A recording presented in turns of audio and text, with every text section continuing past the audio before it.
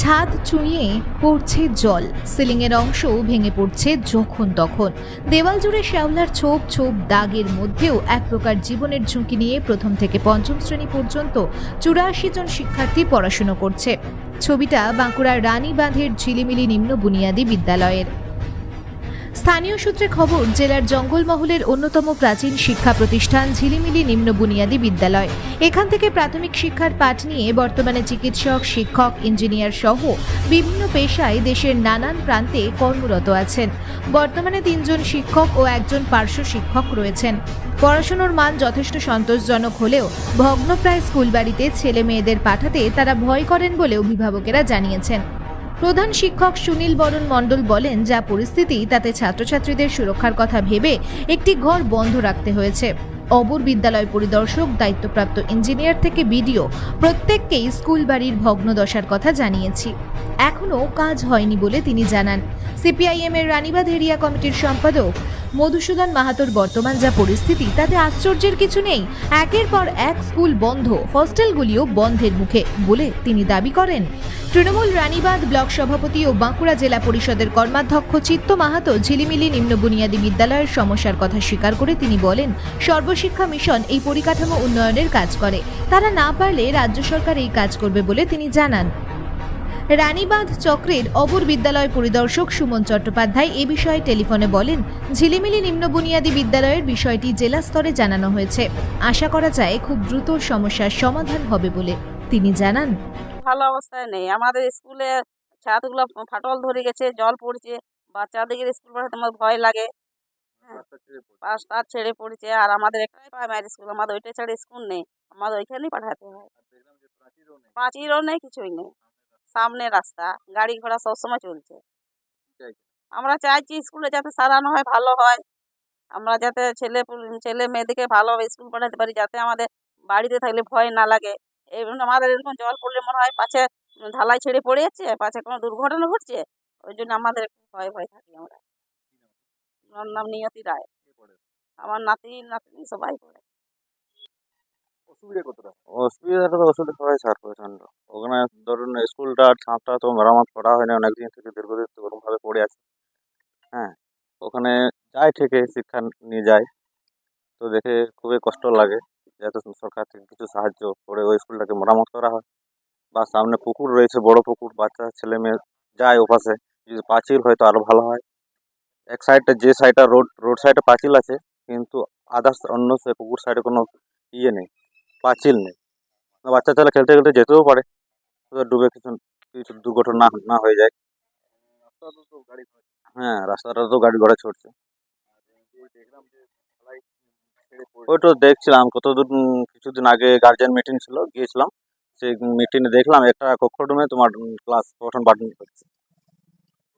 পুরো ডালাই ছেড়ে পড়ে আছে, যখন মতো দুর্ঘটনা ঘটার সম্ভাবনা রয়েছে ওখানে। আমরা চাইছি যাতে ওইটা পুনরায় আবার স্কুলটা নতুন করে আবার একটা কক্ষ করা হয়, বা ওটাতে ভালোভাবে পঠন পাঠন হয়, সেটাই আমরা চাই।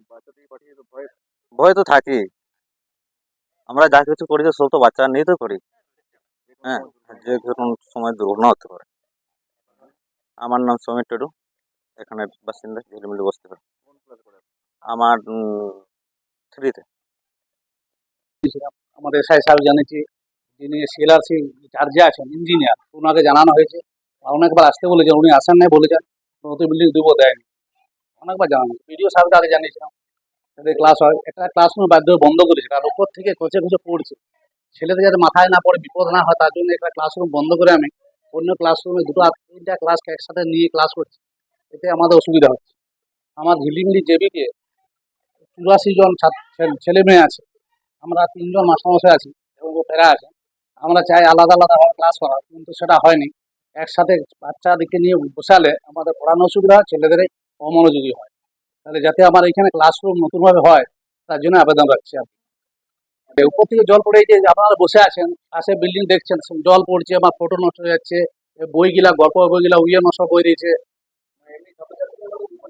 হ্যাঁ, বিপজ্জনক, যে কোনো সময় পড়তে পারে, আমি তাদের দোষী হবো, গার্জিয়ানরা ধরবে আমাকে। তার জন্য একটা ক্লাসরুম বন্ধ করে আমি একটা ক্লাসরুমে ছেলে বসে, বারান্দা খেলাধুলা করছে, তাদের বিপদ হতে পারে যে কোনো সময়। আমি আমাদের এসআই সাহেবকে জানিয়েছি, 2-3বার জানানো হয়েছে, লিখিতও জানিয়েছি, মৌখিকও জানিয়েছি।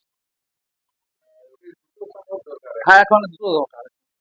এই যে আমরা বসে আছি এখানটাও খসে পড়তে পারে, এই সাইড থেকে জল পড়ছে আপনারা দেখতে পাচ্ছেন। স্কুল না, Jhilimili junior basic school, JB school.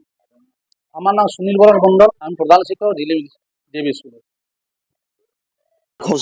খসে পড়াটাই স্বাভাবিক। শিক্ষা ব্যবস্থার যা জায়গাটায় পৌঁছেছে তাতে করে আশ্চর্যের কিছু নেই।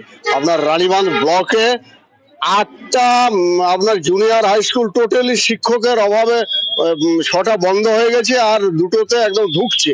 তাতে করে আর আশ্চর্য শিক্ষা ব্যবস্থার আর আশ্চর্যের কি আছে? আপনার 23টা হোস্টেল ছিল, সেই হোস্টেলগুলো দেখবেন খোঁজ নিয়ে 8টা হোস্টেল চলছে রানীবাঁধ ব্লকে, বাকি সব একবারে পোড়ো বাড়ি হয়ে গেছে। সেটা বিল্ডিং গুলো সব খসে পড়বে।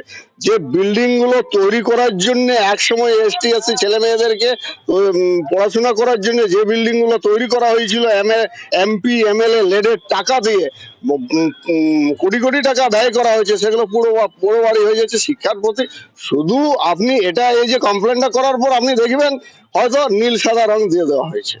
কিন্তু এভাবে যে প্রতিনিয়ত স্কুল চালানো হচ্ছে, ছাত্রছাত্রীরা তো একটা বিপজ্জনক ঘটনা ঘটে যেতে পারে। এদের কাছে তো ওটা কোনো ব্যাপার নাই, ওটা শিক্ষা ব্যবস্থাটাকে তো ধূলিসাৎ করে দিচ্ছে।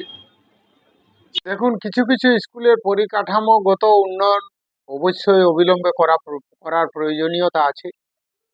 কারণ একটা সময় যখন উচ্চ বিদ্যালয়গুলিতে ছাত্র সংখ্যার প্রবল চাপ, ঠিক সেই রকম সময়ে বাংলার মাননীয় মুখ্যমন্ত্রী মমতা বন্দ্যোপাধ্যায়ের শিক্ষা দপ্তর কিছু কিছু প্রাথমিক বিদ্যালয়কে বেসিকে রূপান্তরিত করে। এটা পঠন পাঠন ভালো হওয়ার কারণে লক্ষ্যটা ছিল বা লক্ষ্যটা আছে যে পঠন পাঠন অর্থাৎ পাঠরত ছাত্রছাত্রীদের ভবিষ্যৎ রক্ষা করতে হবে। তাহলে উচ্চ বিদ্যালয়ে এক একটা শ্রেণীকক্ষে 200-র অধিক ছাত্রছাত্রী, তাহলে সে 200-র অধিক ছাত্রছাত্রী 40 মিনিটের ক্লাসে সম্ভব নয় সবাইকে বিষয়টা অবগতি করানো বা পাঠ্যপুস্তক অনুযায়ী পড়ানো সম্ভব নয়। যদিও সম্ভব, কিন্তু টেবিল চেয়ারে বসে ছাত্রছাত্রীদের কাছে যাওয়া কখনো একজন শিক্ষকের পক্ষে সম্ভব নয়।